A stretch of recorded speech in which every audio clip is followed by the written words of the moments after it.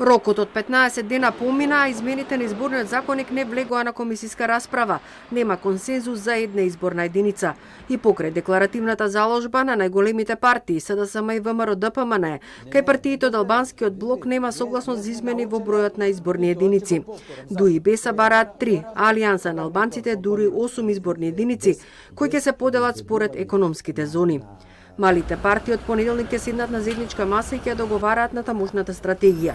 ВМРО ДПМН ги повика да останат доследни на претходно кажаното, дека доколку не се усвојат новите изборни правила, тие повеќе нема да даваат поддршка на владачкото мнозинство.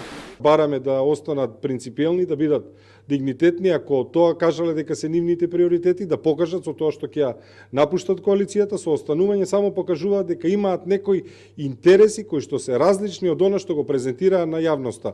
Да покажат дигнитет, да не ја лажат и јавноста и нивното членство, меѓутоа вака концепирано прашањето останува токму за ЛДП, за Дом и за Демократскиот сојуз. СДСМ смета дека сите измени на изборниот законник треба да се донесат со консензус, низ отворен и инклузивен процес со сите политички партии.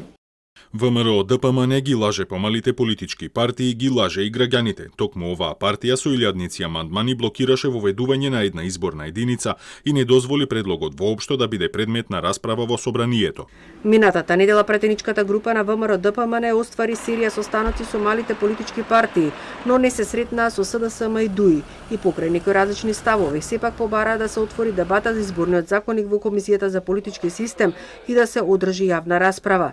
Премиерот Ковачевски на неколку наврати рече дека за ова прашање треба да одлучуваат работни групи, но тие досега се уште не се формирани. Со измените на изборниот законник се предлага Македонија да биде една изборна единица, без изборен праг, со рамноправна застапеност на жените на изборните листи.